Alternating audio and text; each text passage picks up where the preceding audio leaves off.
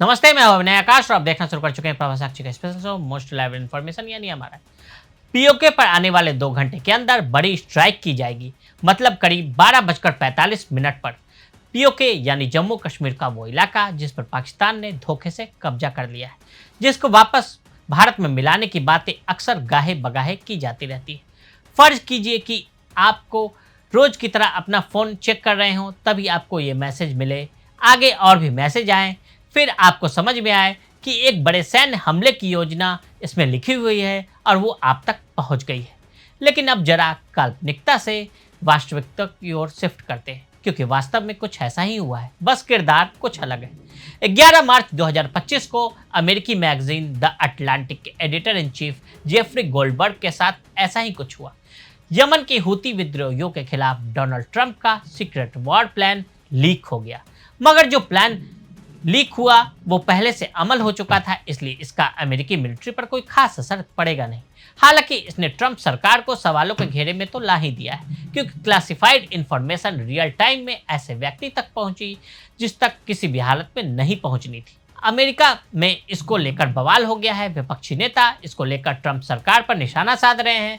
उन पर national security को कॉम्प्रोमाइज करने का आरोप लग रहा है। इससे पेंटागन पेपर के बाद अमेरिका में हुआ सबसे बड़ा पेपर लीक बताया जा रहा है। ये लीक कैसे हुआ, लीक प्लान में आखिर क्या था और इसका अमेरिका पर क्या असर पड़ सकता है? क्या ये प्लान जानबूझकर लीक किया गया? ऐसे तमाम सवालों के जवाब आज बताते हैं आपको। अमेरिकी वॉर प्लान कैसे हुआ लीक? गोल्डबर्ग ने 24 मार्च को द अटलांटिक की वेबसाइट पर एक आर्टिकल लिखकर इस बात की जानकारी दी। आर्टिकल के मुताबिक 11 मार्च को वो अपने रोजमर्रा के काम में लगे थे, तभी उनके फ़ोन पर एक कनेक्शन रिक्वेस्ट आया। ये रिक्वेस्ट सिग्नल ऐप से था। सिग्नल एक कनेक्टिंग ऐप है और इसका इस्तेमाल अधिकारी और पत्रकार संवेदनशील जानकारी साझा करने के लिए करते हैं। गोल्डबर्ग को यह रिक्वेस्ट अमेरिका के राष्ट्रीय सुरक्षा सलाहकार माइकल वॉल्ज ने भेजा था।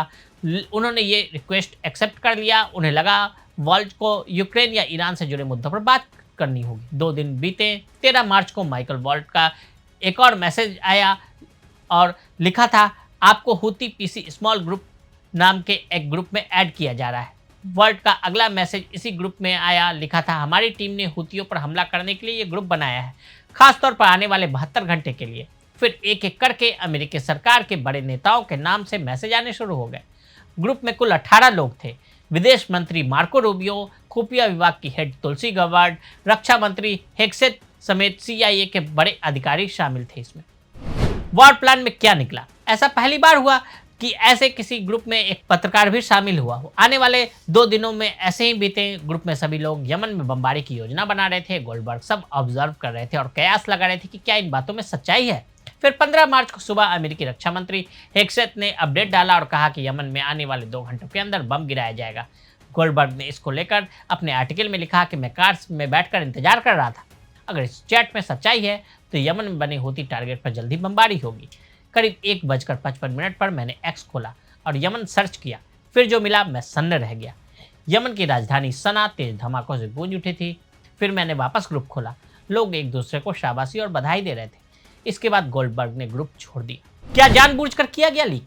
जेफरी गोल्डबर्ग का दावा है कि ये एस्पिनाज एक्ट का उल्लंघन है। ये एक्ट 1917 में लागू हुआ था। इसके तहत यूएस मिलिट्री के क्लासिफाइड इन्फॉर्मेशन को गलत व्यक्ति से साझा करने को अपराध की श्रेणी में डाला गया है। गोल्डबर्ग के पास सीक्रेट इन्फॉर्मेशन देखने का क्लियरेंस नहीं था, फिर भी माइक वॉल्ज ने उन्हें ग्रुप में जोड़ा। वहीं अमेरिका में क्लासिफाइड इन्फॉर्मेशन शेयरिंग के लिए कई टेक्नोलॉजी का इस्तेमाल होता है, लेकिन उनमें से सिग्नल ऐप अप्रूव नहीं है। सीक्रेट टॉक के लिए उनका अलग सिस्टम है। इसे भी नज़रअंदाज किया गया। कई जानकार बताते हैं कि यह सब जानबूझकर किया गया।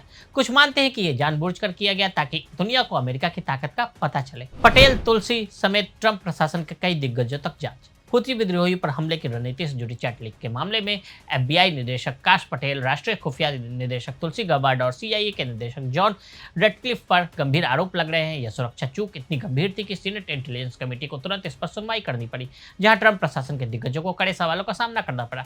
सुनवाई के दौरान गबार्ड ने कहा कि चैट में कई गोपनीय जानकारी नहीं थी।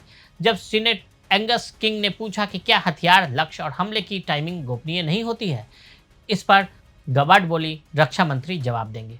काश पटेल से पूछे जाने पर कि क्या एफबीआई इस मामले की जांच शुरू करेगा, उस पर उन्होंने टिप्पणी करने से इनकार कर दिया। आगे क्या हो सकता है? सुनवाई के दौरान सीनेट इंटेलिजेंस कमेटी के वाइस चेयरमैन मार्क वार्नर ने तीखे तेवर दिखाते हुए कहा कि ये राष्ट्रीय सुरक्षा के साथ घिनौना खिलवाड़ है। इतनी बड़ी गलती कोई कैसे कर सकता है? अगर एफबीआई जांच शुरू करती है तो इसमें शामिल अधिकारियों को राष्ट्रीय सुरक्षा उल्लंघन के तहत दंडित किया जा सकता है। वहीं चैट में गोपनीय जानकारी पाई गई तो इस लीक में शामिल अधिकारियों पर जासूसी अधिनियम के तहत मुकदमा चल सकता है। रक्षा मंत्री को पद छोड़ना भी पड़ सकता है। साल 2016 के चुनाव में ट्रंप ने बनाया था बड़ा मुद्दा। साल 2016 के राष्ट्रपति चुनाव में हिलरी क्लिंटन डेमोक्रेट की उम्मीदवार थी। उस समय रिपोर्ट छपी थी कि हिलरी ने विदेश मंत्री रहते हुए क्लासिफाइड एंड कम्युनिकेशन के लिए प्राइवेट सर्वर का इस्तेमाल किया। डोनाल्ड ट्रंप ने इसे लेकर अपने चुनावी कैंपेन में हिलरी क्लिंटन की खूब आलोचना की थी। उस घटना ने हिलरी को खूब नुकसान भी पहुंचाया और आखिर में वो चुनाव हार गई। इन्हीं हिलरी क्लिंटन ने हालिया प्रकरण को लेकर एक्स पर लिखा, यू हैंग got to be kidding me. तो आज हमने आपको अमेरिका में हुई खुफिया लीक के बारे में बताया। आज के लिए दी इजाजत और ऐसी रिपोर्ट्स को देखने के लिए देखते रहे प्रभा साक्षी। अगर आप भी लेना चाहते हैं देश दुनिया की तमाम जानकारी तो आज ही सब्सक्राइब करें हमारे चैनल को। साथ ही नीचे दिए बेल आइकन को जरूर दबाएं ताकि हर अपडेट आप तक पहुंच सके।